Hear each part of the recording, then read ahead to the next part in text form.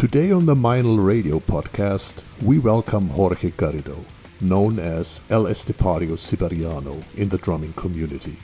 After numerous attempts, I was thrilled to finally record this episode with him. I am Norbert Seemann, Meinl's International Artist Relations Manager, based in our German headquarters. And for this episode, I stepped in for our regular host, Chris Brewer. Estepario, based in Valencia, Spain, has gained immense popularity online for his impressive drumming skills and versatility across all genres. His success is a result to his commitment and discipline, coupled with his creativity and musicality. Outside of his drumming talents, Estepario is a warm and open-minded individual who's a pleasure to be around. We were honored to host him and his band, The Cost, at our German studio for a Meinl video session, and we're excited to share this podcast now with you. Please enjoy this episode. Do you remember the first time that you saw a drum set, a drummer, and thought, awesome, this is it. This is what I want to do? No, I don't think so. I don't think so. Of course, I saw drummers and I was interested, but the first time I realized that it was very cool was actually the first time I played drums. I really loved drums, the movement, the whole thing. It had a lot of energy. And as we were talking about yesterday, I started very young, developing that kind of interest. I remember playing with chopsticks on my sofa. And at some point, maybe when I was 11, 12, I don't quite remember the date exactly. My parents found, and that was a beautiful coincidence, they found a local teacher. It was advertised, on a paper, on a wall. And it was like, do you want to play drums? Maybe this is your place. So we went there. I was still very young. And while my father was having a conversation with this guy, who is also still nowadays a very good friend of mine, I remember going to his studio and grabbing the sticks and actually hitting that thing. And I remember that feeling. I remember that maybe if there was any moment in my life, maybe that was the moment, the first time you hit the drums, because before that, well, you get a feeling of what it could be, but not until you hit it and you feel the vibration, shaking your whole body. You can listen to all the tones you can see, especially if it's a acoustic kit. I think that is also important. Maybe if your first time happens on an electronic kit, you are not going to get that feeling.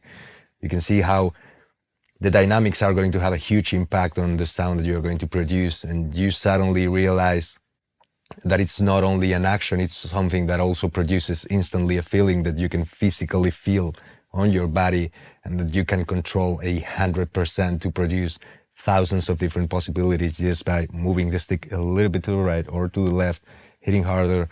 So I think that was it. I think that was it. It was a beautiful feeling. And for all the people that are interested into drumming but have never ever played a kit or just an actual drums, go somewhere, find it and try it, because it is going to shake your perception of the instrument. It has nothing to do.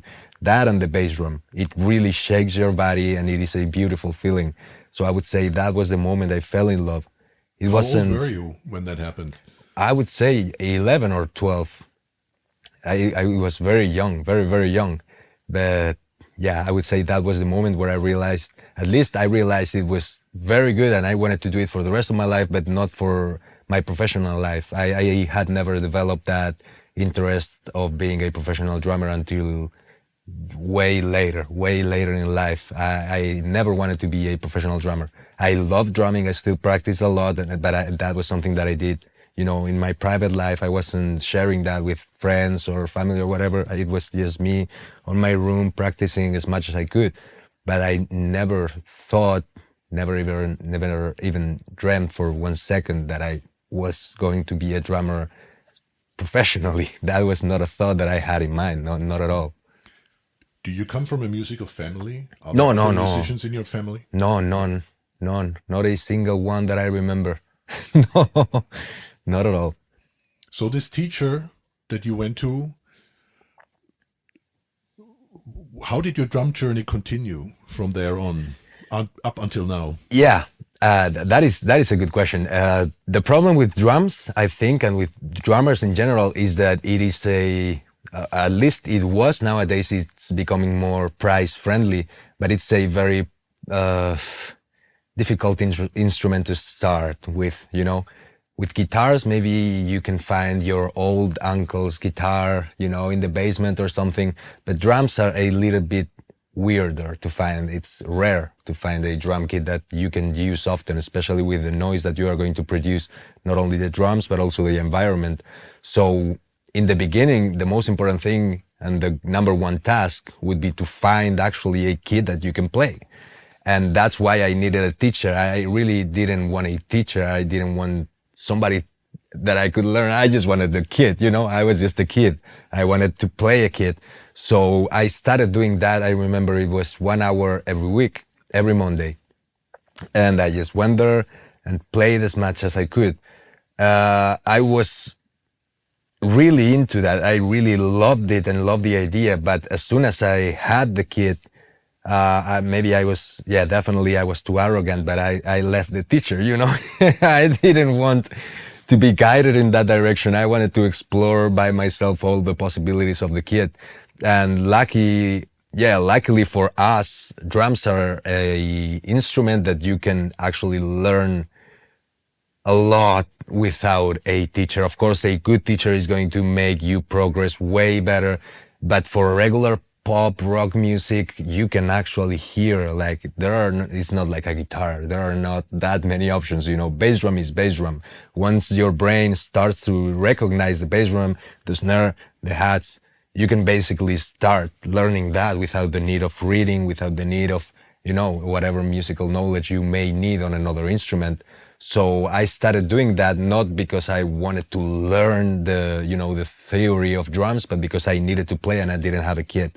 I think it took my family a couple years until they got the first, beginner set, and that was it. And then that's where I started to play, not every Monday for 1 hour, but as much as I could every single day, as much as they let me play, because of course it's a lot of noise, So in the early days, you were more or less self-taught. Yeah, that's the thing. I consider myself self-taught because, as I said, the beginnings were just a matter of where can I play. It was not a matter of, I want to learn this or that, this kind of music, jazz, whatever. Not theory, definitely. I just had a couple of, lessons about how to hold the sticks, what to do with the hands, and now I can just go there and practice and do whatever.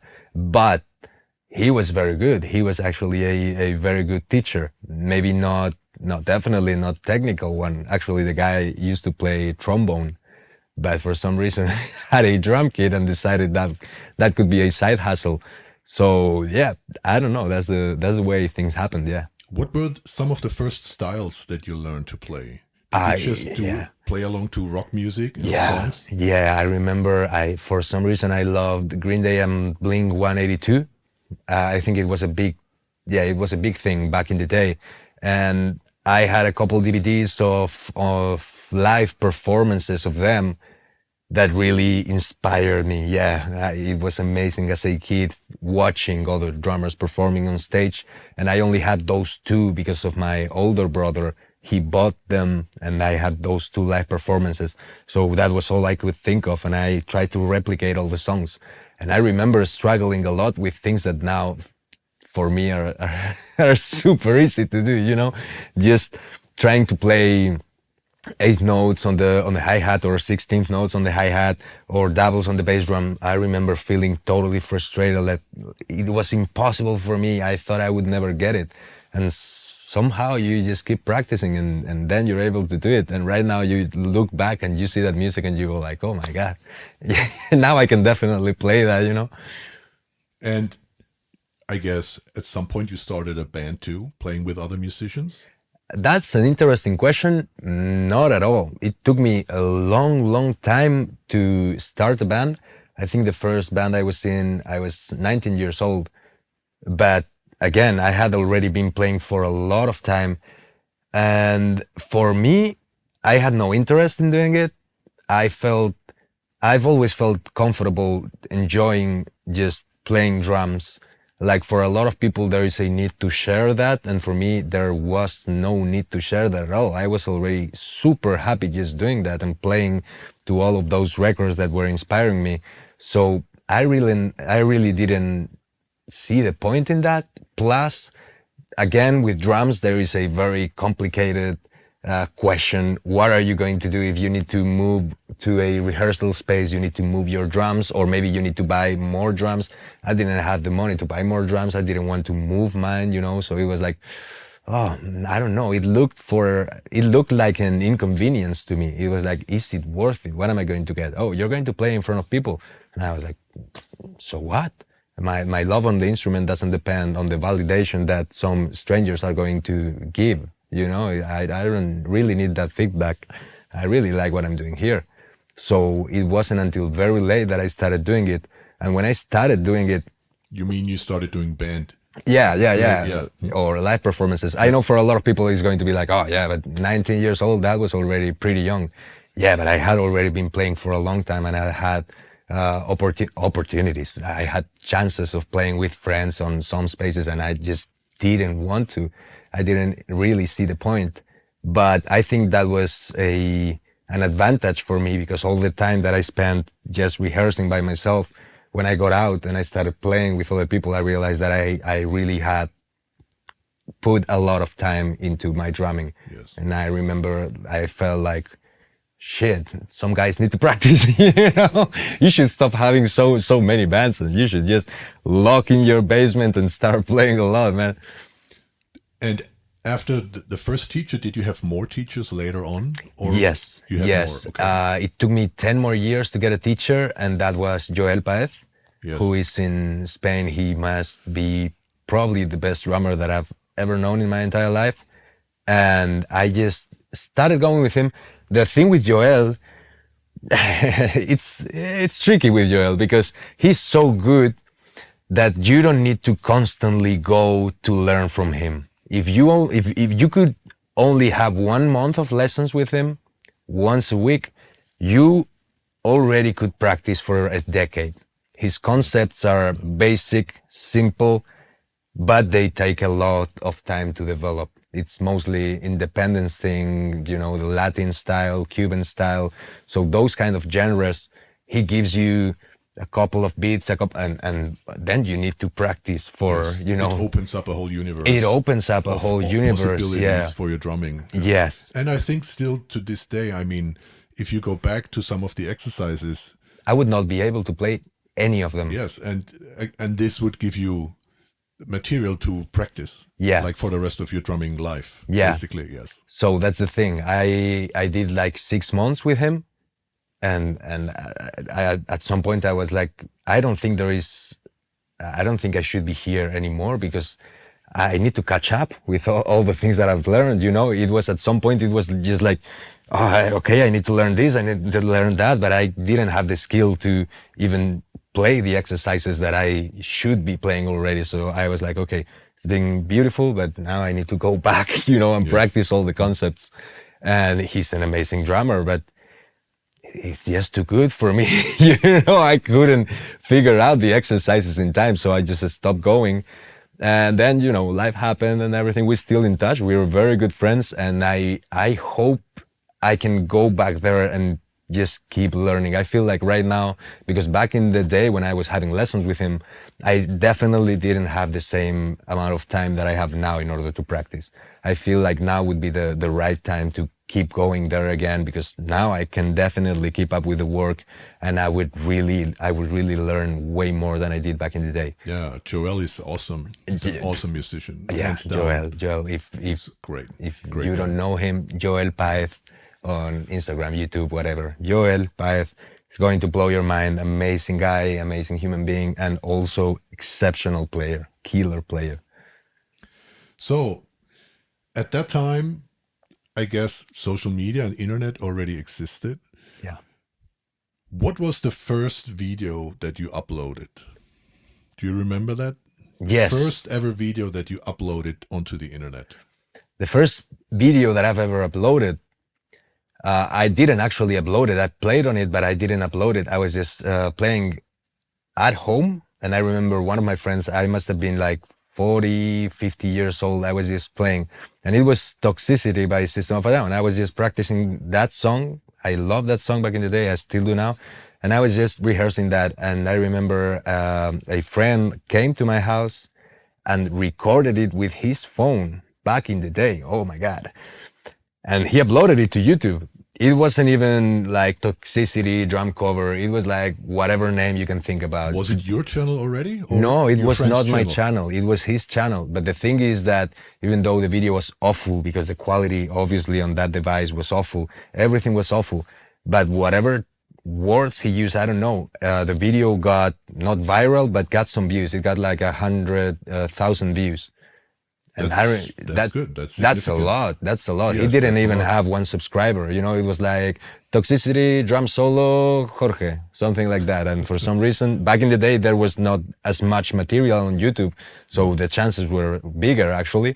And back in the day, this was one of the most popular songs. Yeah, Anyway, yeah, yeah, yeah. System of Also, a Down, yeah. Toxicity. So Everyone knew about that song. yeah. So it worked, and that was the first time I went like, oh, that is good. That is a lot of people. Right now, it doesn't feel like that, but back in the day, for me, that was, you know, and that's where I think the whole thing started. In my head, at least, I didn't pursue it at that time, but I knew there was a potential on that idea of the social media drumming.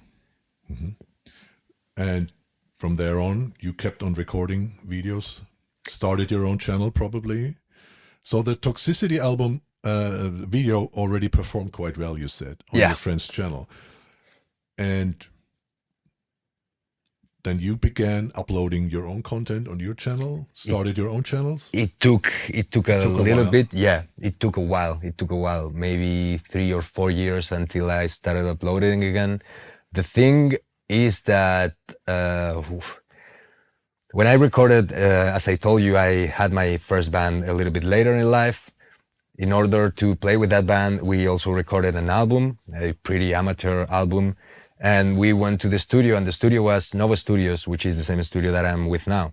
And there is still Facundo in there, that guy, the audio engineer that he recorded me for the first time. And I remember I was younger than the rest of the band, and I went there and I started to play. And he was like, you can play. If you sometime want to record something, please come. I won't even charge you. And I think that was the beginning. He saw something in me, so he never charged me, so I could afford to start recording some covers from time to time. Yes. And that's where I started. But I remember I felt so demotivated because it was not as easy as one could think it was going to be, you know? I thought it was going to be like, okay, I record this song and then it's going to go viral. No, we tried again and again and again, and nothing really happened. Those videos are lost on the internet. They barely have 2,000, 3,000 views, maybe. So I remember that I was not consistent at all because I didn't even see the point. I was learning a lot going there, but I felt like I was bothering somebody to work for free in order to produce something that went nowhere. Plus I didn't have cameras or the equipment. So I know, and I remember personally that the beginnings doing this job are very tough because it's just too much of an investment for basically zero reward. And it wasn't until the pandemic that my content really started to show me the results. The results, definitely the results that I needed in order to stay consistent. Was there one video where you would say this was my breakthrough? That is a question that a lot of people ask me, and to be honest, no. Right now I have, if I am not mistaken, only on Instagram, 1,700 videos, give or take. It's the bulk that does the work. You need those 1,700 videos. There was maybe one of them performed better, but then the next week, the next one didn't. It's not like that. It's not like you get one very good video and suddenly everything is perfect. I got very good videos that have performed very well. I have one short on YouTube that has 55 million views, but still didn't change anything. you know, maybe some subscribers, some of this, some of that. But if you don't keep working, it's not going to solve your life. I'm not playing with System of a Down, you know. I'm still myself at my home recording with the same method, same camera, same audio. No one came and gave me the deal of my life and suddenly everything was solved. You get views. Good for you. That's it. That's it. And have you always focused on Instagram only, mainly, or was it both YouTube and Instagram or other platforms? In the beginning, it was Instagram. Yeah, it was Instagram because I would say it's easier to produce that short content with more frequency. You know, I can easily produce one video every day on Instagram. When I tried, and I tried also to produce one video on YouTube, I remember also during the pandemic, for 2 months straight, I uploaded one drum cover every day to YouTube. But that is unsustainable. That is not good. Not only because it takes a toll on you physically and psychologically, but also because you run out of songs and you don't physically have time to learn new songs. So I would say the most useful thing in order to grow the audience was and always has been Instagram until TikTok appeared. And TikTok was very, very good back in the day. Right now, I don't feel like the algorithms are doing such a great job. But back in the day on TikTok, even if nobody knew you, if you knew a couple things and you had a good hook on your video, you could go viral like that. I started my TikTok account, didn't pay any attention to it, uploaded one video and forgot about it. And some weeks later, one of my friends told me, hey man, I've seen your video on TikTok, man, it has like 3 million views. And I was like, no way, I'm not paying attention to that. I forgot the password, ask for the password again, enter the TikTok app, and suddenly it was true, and the video had 3 million views. So there was a lot of potential in there. Nowadays, I don't feel that potential anymore in that platform specifically. In TikTok specifically? Yeah. Yes. Yeah, the algorithm in TikTok works completely differently than compared to all the other platforms. Yeah. It's not so easy to understand what it exactly does, you know. Yeah. Some videos go viral and you have no idea why. And others don't, and you also have no idea why it's not performing well. I think that's good and bad at the same time, because it gives people who don't have such a huge so many followers and such huge reach, they also have a chance to go viral, you know, to go viral with their content. Yeah, but it's a tricky thing. Yeah. What would you say? What are some of your social media do's and don'ts? Looking back to your social media career, what are some of the do's and don'ts that you realized? Do's, adapt and go for it. If a new platform comes, join, go for it. Whatever is happening around. I see a lot of people when TikTok started, oh, no, I'm not really into that, and they didn't do anything. When platforms start, that's when you want to get in.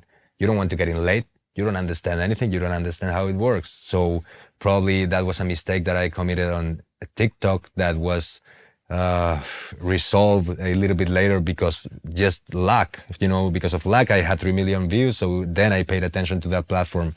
But when shorts on YouTube appeared, that chance I didn't miss. I was like, let's do that. Whatever tool the social media platforms bring you, or if a new social media platform appears and it's gaining power and it's gaining popularity, study that and go for it. That is a social media must. And also I would say, learn English. Learn. I know a lot of people that cannot speak or understand things properly. I didn't have a teacher, and I have just practiced watching TV and whatever, and it is a tool so powerful that I cannot understand the people that don't really, get along with the language. You need that in order to grow your social media profile, because you're dealing with the rest of the world, and right now that's the language to go. Or Chinese, you can go with the Chinese. Yes. I would respect that decision as well a lot. It's probably not so easy to learn that language. No, not easy at all. Any don'ts? Any don'ts? Don't post more than once a day. Don't get frustrated. Views go up and down.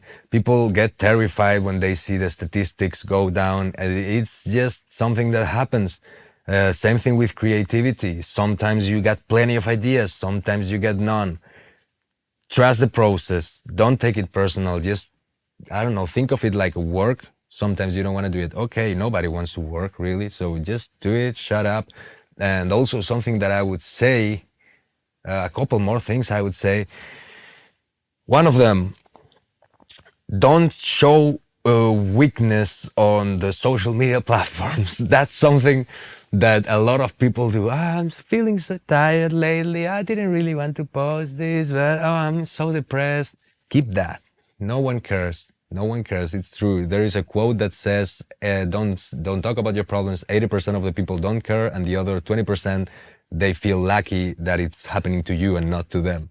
So don't show weakness. Don't show weakness. And also, there is a book called, I think it's the 48 Laws of Power. Always look like you can do more. That is a good one for the social media. Don't look exhausted. If you're going to play or you're going to do something, do it gracefully. Do it like you can do more. You always need to look like you can do more. There is one series, maybe you have seen it, maybe you haven't. It's Rick and Morty. And it's a totally stupid cartoon. It makes no sense that I'm even talking about this, but there is something peculiar about that series. In the beginning, the opening, the intro, they show a lot of the scenes that technically are like an advance of what's going to happen during the season. But when you watch the whole season, there are a lot of the scenes that don't really actually happen. And there is a philosophical, meaning to that. And that means so many interesting things are happening to the characters that you don't even see them on the season. It's like, it's constantly happening and this is what we show you, but check the intro, there's plenty more, So just try to look like you can do more. Don't show weaknesses. And if you want to be taken seriously because of what you do, focus the attention on what you do. Don't focus the attention on your looks. Don't focus the attention on your sense of humor. Don't focus your attention on reactions, because people are going to respect you for what you do. If you rely too much on your looks, once your looks are gone, attention is gone. Or maybe you want to focus the audience attention on your music and they just don't care because they care about the way you look or the way you talk or the jokes you make. So be very careful with that. The center of attention must be whatever you want to sell. If you lose that, you are in very, very good trouble. With that, what you just said, what's the ratio between what you actually post and what you dump and don't post? Like if you, like time-wise, yeah, I would guess it's probably like 95% of the time that you work is not gonna ever end up on social media. Definitely. Yeah, definitely. And that's what nobody sees. Exactly. You know, people only see those 5% or even less. Yeah. That is ending up on social media, but they have no idea how much more time it takes to actually create those snippets, right? Yeah. It's like they see 30 seconds, but it hasn't been 30 seconds. It's the whole day. It's the whole day. Yeah. Yes. But don't complain about it. I mean, talk about it openly. Yes, I do it, but don't be constantly posting, first hour of rehearsal, second hour of, I feel so tired, but I'm going to go for 4 hours. No, you're fine. Do it. You're fine. No one cares. Just keep going for it. That's going to give a sense, an aura around you. It's going to show that you're chill. You got it. It's good. Even though sometimes you don't. Sometimes you're miserable. Forget about it. Keep going. It's good. They don't care. I think this also goes for life in general. True. This attitude. Yeah. Not just for social media. Yeah. It goes for life in general. Yeah. Especially for business. Easy. It's not easy all the time, but I think this is a good advice for life in general. Yeah. You got to keep going. Yeah. Yes.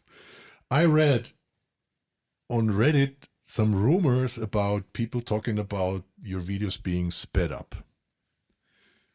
I have no idea whether or not it's true, but can you comment on that and get the rumor clear and straight? Yes, that was a thing in the beginning, back in the day, I would say, again, during the quarantine. And I think it was related to the character, the Estepario persona, or however you want to call it. It was fairly new. It was very viral back in the day, and a lot of people that didn't know me suddenly started to know me. And yeah, I was playing very fast, because that's the skill that I chose in order to show my product. Some people choose the groove, the tricks, you can choose whatever. You always need to have a theme that's going to be happening all along. And I just chose chops and speed, noise all over the place, just blazing around the kit. And a lot of people were talking about the videos being sped up. And there is also one reason that supported that rumor, and that is the fact that the music that I use, when I want to feed all the information of a song into a video that lasts for 30 or 40 seconds, I need to really edit that song. So not only I speed up the song, I also need to trim the song. Sometimes I get rid of half the chorus and then place it, paste it, copy, whatever. So yes, most of the songs that I play, I speed up the songs. But again, that doesn't mean that the drumming is sped up. Okay. So what I did was, in order to prove that, I placed clocks behind me. But even with that, people were still like, yeah, but you can fake a clock. And I was like, I'm recording with a GoPro, it's a 200 euro camera, man. It's cheap as fuck. I got no idea how to fake a clock on the wall behind me while I'm playing. That would take so much effort that it makes no sense. And I remember that even when I started playing with the clocks, it was a sticker clock that you could place on the wall. Even with that, people kept saying, it's a sped up, it's a sped up. So I just started to move around the clock, making it look like a surreal piece of art. Have you seen the Dali clocks? Yes. Yeah, I just Same slowly, idea. day by day, without people noticing, the clocks started to become unreal. And that's a fun thing. Sometimes I just play around with the background, and there are some things that just I do for fun and people don't really realize. And I did that until the clock disappeared, and no one ever commented on it. It was like natural.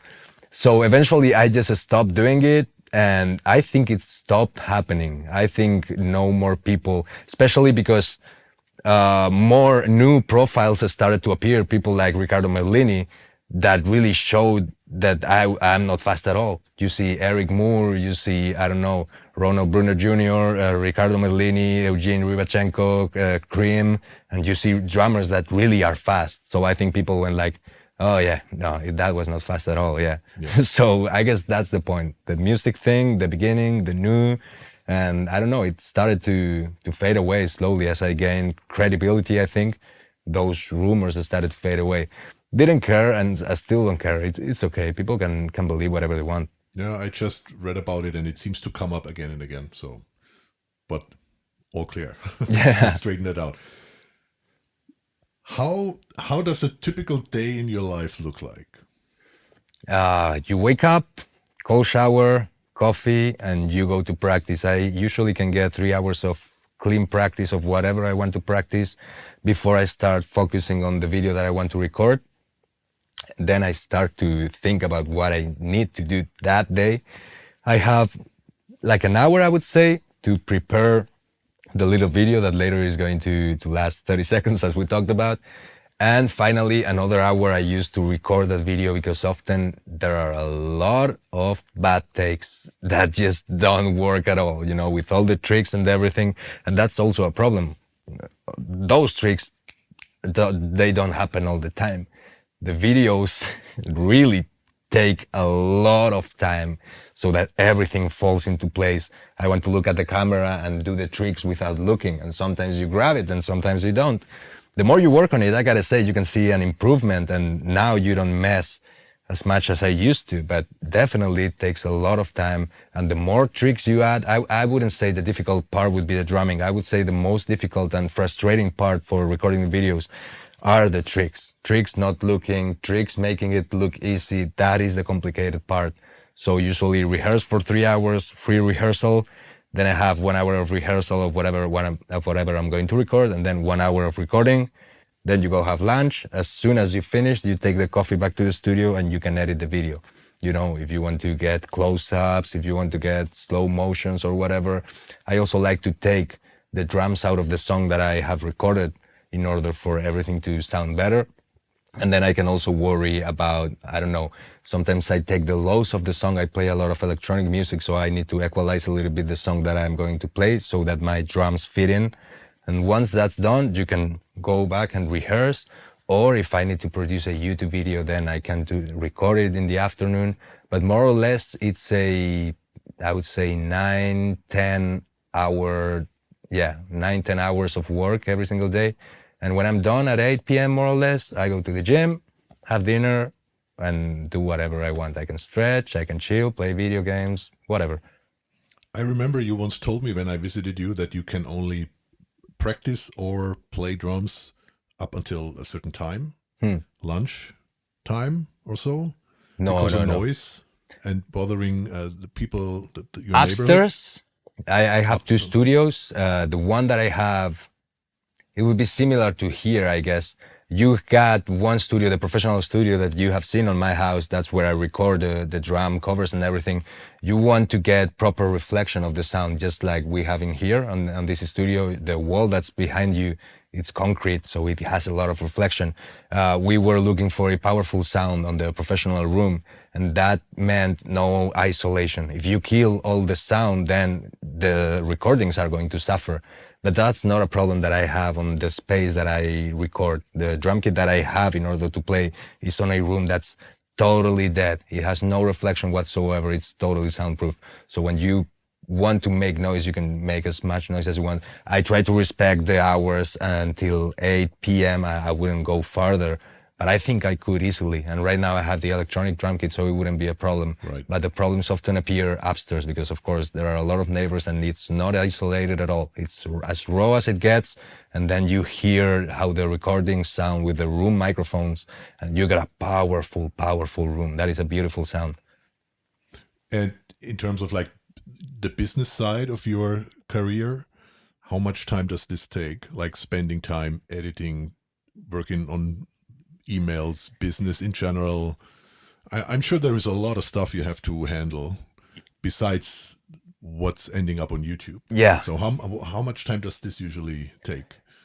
To be honest, I don't really know where to draw the line between business and social media and life, because it's all tangled so much. I wouldn't know. Not much. I would say 1 hour a day tops. I don't pay as much attention as I should to the emails and all of that kind of real work, office work. I don't really reply to a lot of things, man. I cannot. I don't have the time physically to do it. But as I told you, man, I don't know where to draw the line. For me, work is like everything. If I could stay in my bed, I would. I got no idea, man. Do you have any workout tips? Workout tips? I mean, when we look at you, I mean, there is a lot of work that went into your body. Yeah. So any tips? Any tips? I got one tip for any musician. If you like to train and you have to practice, always train at the end of the day. Never start the day training, because your muscles get pumped, and that's going to cause a lot of problems with your tendons, and that will definitely end up being an injury, and probably a serious one. So that would be the number one tip for musicians. If you like to train, the end of the day, you got the whole day to rehearse, and once you're done with music, go and train. That would be the advice. In your case, especially, there are a lot of non-drummers who know who you are, who follow you. I mean, just as an example, my cousin, who is no drummer and has no idea about music at all, he keeps sending me links to your videos, asking me, hey, do you know this guy? Do you know this guy? So there is a lot of people know who you are who are not drummers at all. So, and I think a lot of them will watch this too. So just a bunch of random questions. Yeah. Are there any trends, not necessarily musical trends, just in general, are there any trends that are totally getting on your nerves? Not specifically musically. It can be music or just anything. Are there any trends that are totally getting on your nerves? Yeah, but I don't hate the trends itself. I hate the fact that trends are trends for a reason, and that's because people pay attention to them. So hate, I think it's called hate the game, not the player, you know? For example, one thing that I think is getting out of hands are the reaction videos. I think that is a tricky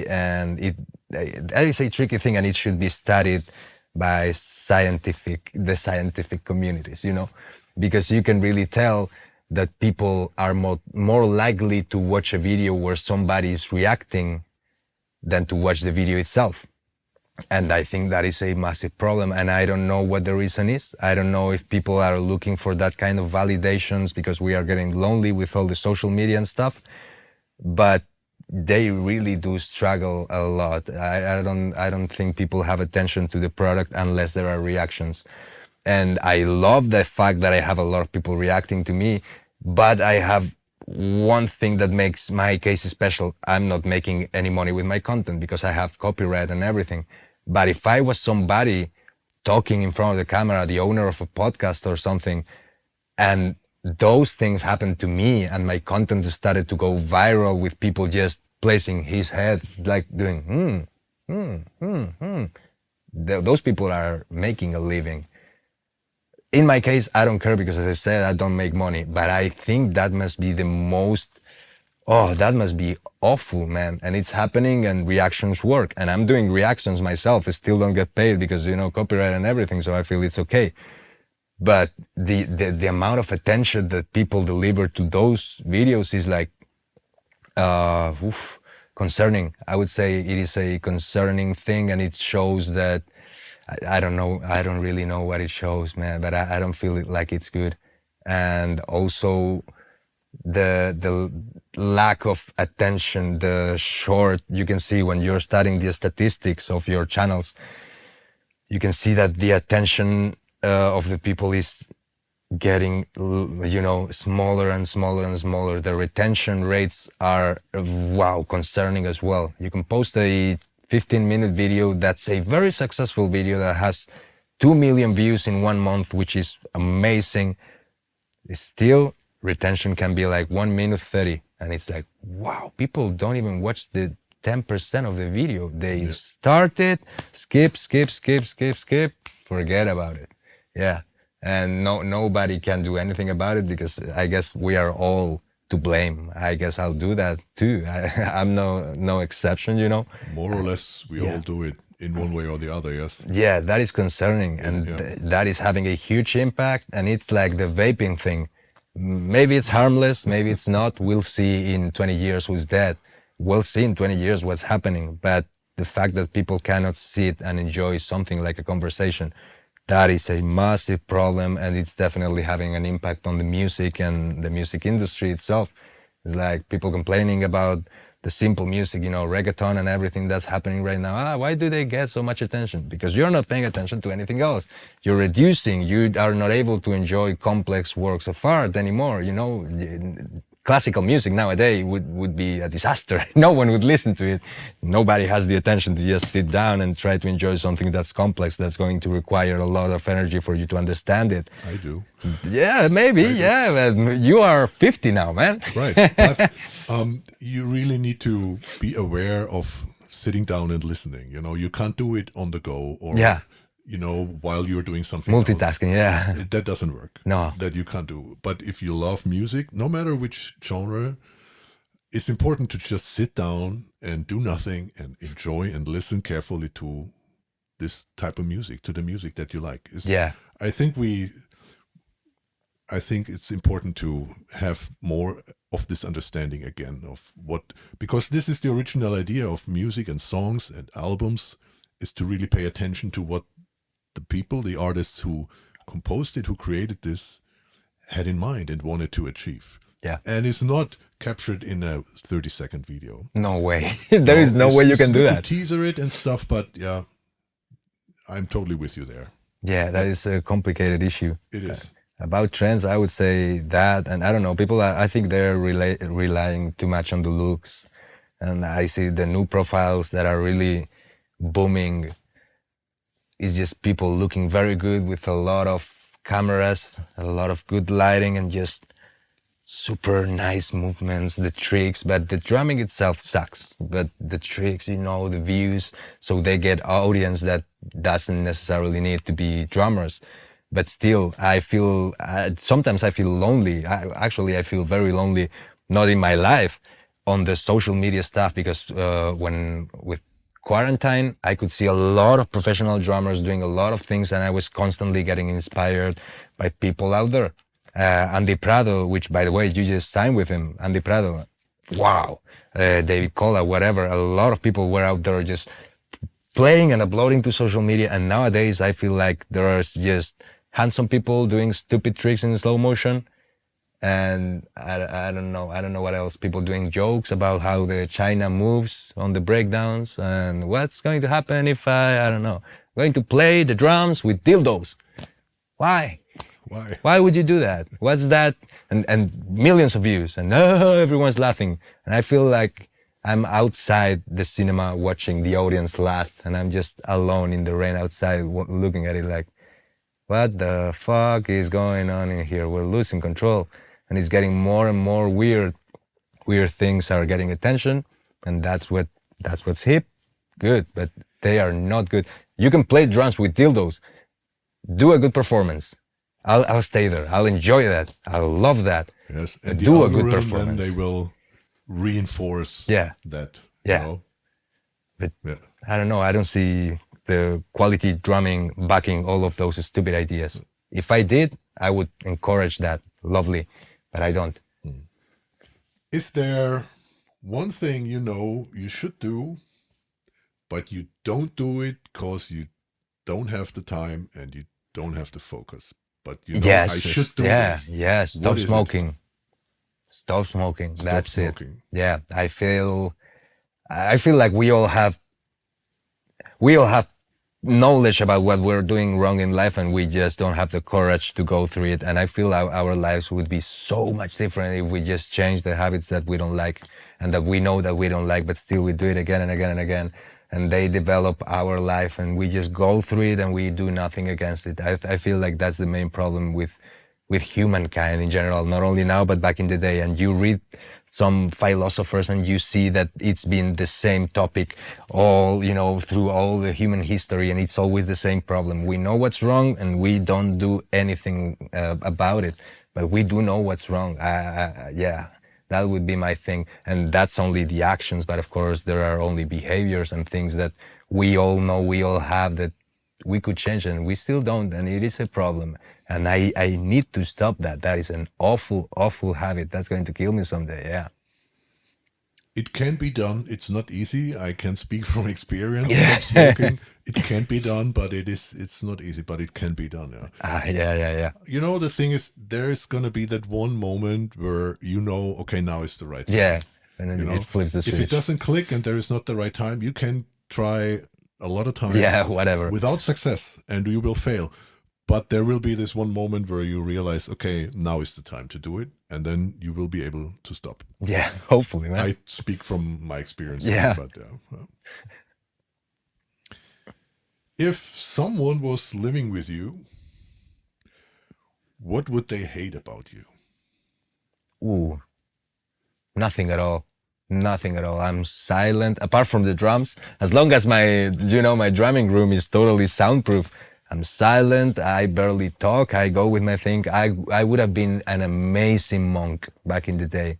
Yeah. Monk? Yeah, just totally silent. I'm doing my thing, I play my video games. No, I clean a lot, I cook. No, I think I'm a good partner to live with. Yeah, I try to take care of things. I've renovated my house, I've painted the house, I've done the floors, the ceilings, I've built, so I try to be handy and I like to keep things clean. And that's also advice for the people. Keep things clean. Being tidy is super good. It has such a positive effect on your mind. Back in the day, I used to think, because there are a lot of memes and pictures like, oh, genius are all about disorder. This is how Albert Einstein's desk looked while he was, and it's full of shit. Not at all. Keep it tidy. It's amazing. When things are clean, you feel like a god. You're in your bed and you look around and you can eat on the floor and nothing bad is going to happen to you. Yeah, clean. You're not distracted by anything. Yeah, not distracted. Beautiful. Keep it clean. So no, I think I'm a good partner when it comes to living.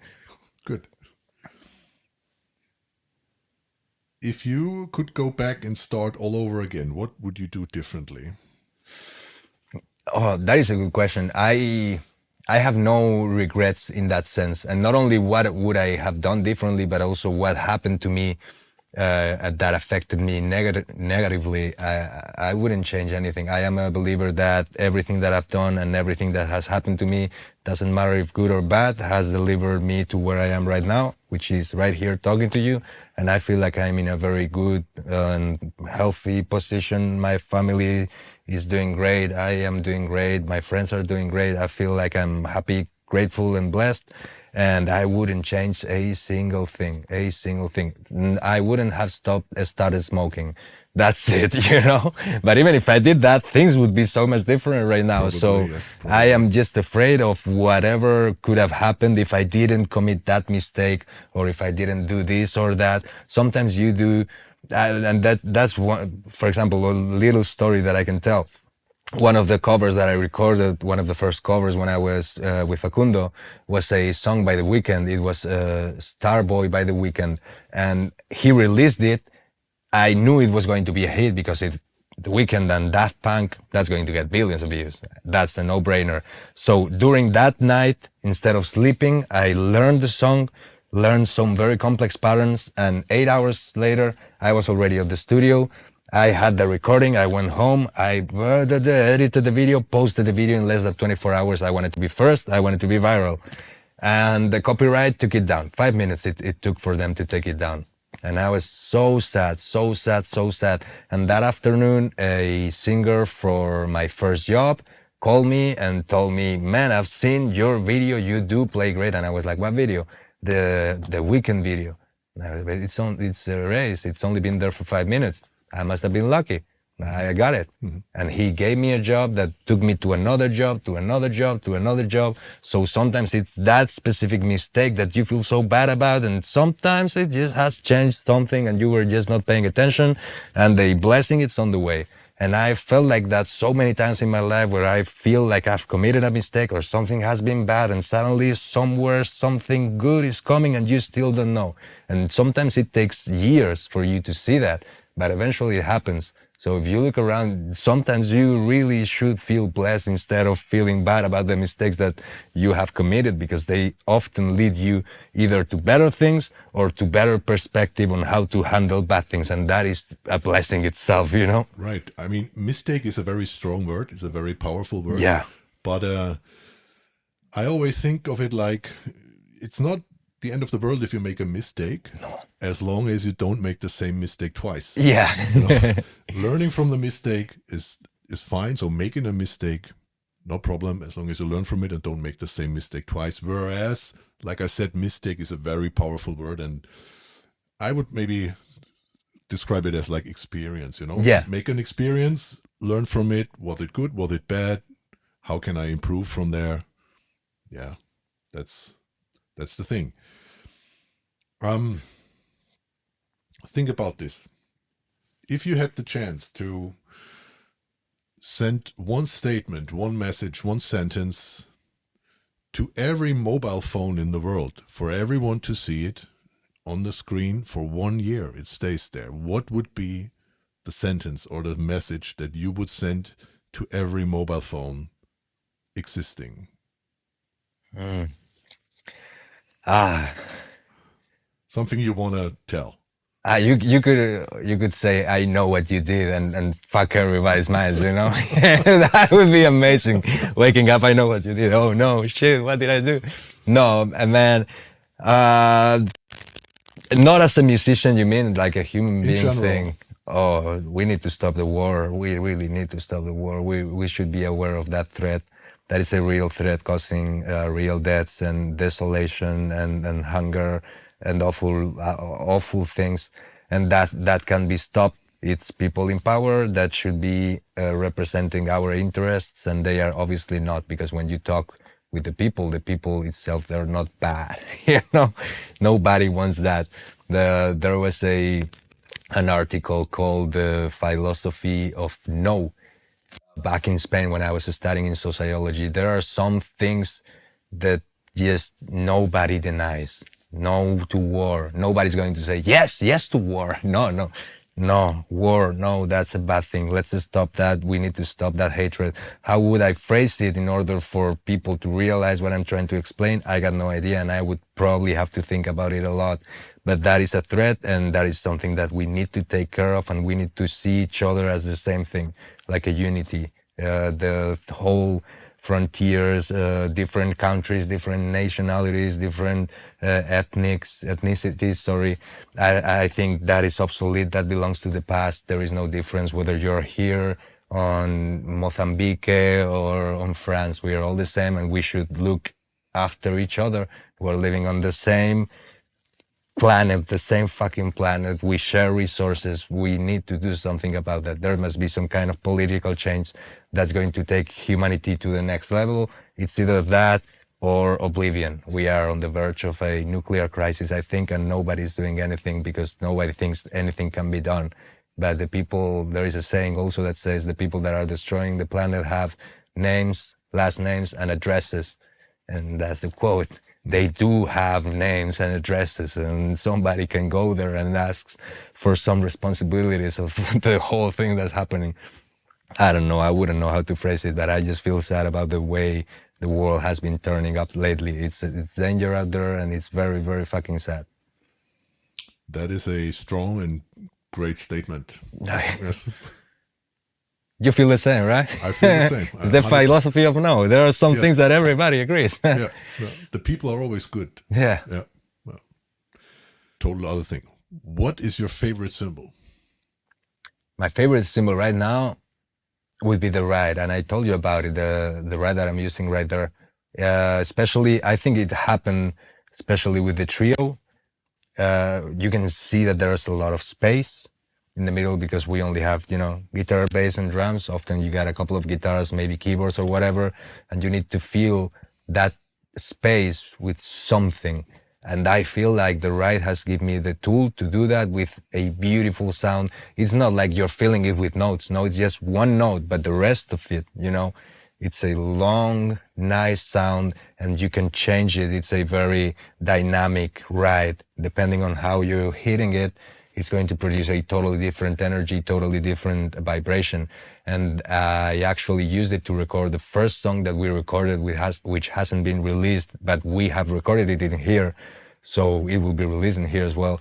And I used it for that purpose, and it did a beautiful job, and it just carries the whole song around. And I bet nobody's going to pay attention to it, but it's there. And that is the element that ties all the song together.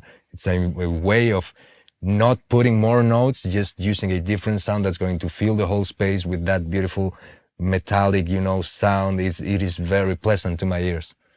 And that is the 22-inch 22-inch symmetry ride. Yeah, sorry. That is, yes. It's a cymbal that we developed as a signature cymbal for Ralph Peterson, the great jazz drummer who passed away a couple years ago, unfortunately. And I think it's great to see that sound and that cymbal being used by drummers like you, because the idea that Ralph had with that cymbal was not anywhere near of what you are doing musically. Yeah, probably. It was a totally different vibe that he wanted from that ride to work for his style, for his jazz playing and styles. But the way or the fact that you use it with your playing and your music is just wonderful, I think. But it does have a big bell. I would have never said. I thought it would come from a metal player. The bell is very big. It's bigger than the other bells. It is. It is. Okay. It's a big bell, actually. Like we have several bell types that we use on the cymbal, and this is one of the biggest that we have. Yeah. As far as our tooling goes. Yeah. It's one of the biggest bells that we have on that ride. The rest is relatively thin, and is like a special lathing. Yeah. And it 100% achieved what Ralph had in mind with that ride. And in the last couple of years, I notice a lot of more drummers using that ride for all kinds of genres and playing types, and I think that's just wonderful. Yeah. That it continues to live in other drummers' sound and music after Ralph passed away. I think it's just wonderful. It is. I didn't know. Now I know. Yeah. Okay. Is there any percussion accessory that you particularly love to include in your drum set? Yeah, I do use the bongos a lot. the bongos are a good tool. They are light, they are portable, and they do sound, man. They do sound. They're not as deep as toms would be, so you can really fit them anywhere. And for me, with the recording setup that I use, the Yamaha AD, they really work because they don't have all the resonance that a regular floor tom would have, but they do have the attack, and you can use them like toms, at least with the recording system that I'm using. And I've also tried them with different recordings. For example, on Drumeo, I recorded a course there not so long ago. We also use them. They do sound good. You just need, if you want a bigger sound, you just need to apply. I love the reverb on the bongos. I use them on the bongo song that I released on YouTube. You place a microphone specifically for the bongos and you apply some reverb with any plugin that you like. I like the Valhalla. Amazing. It sounds powerful.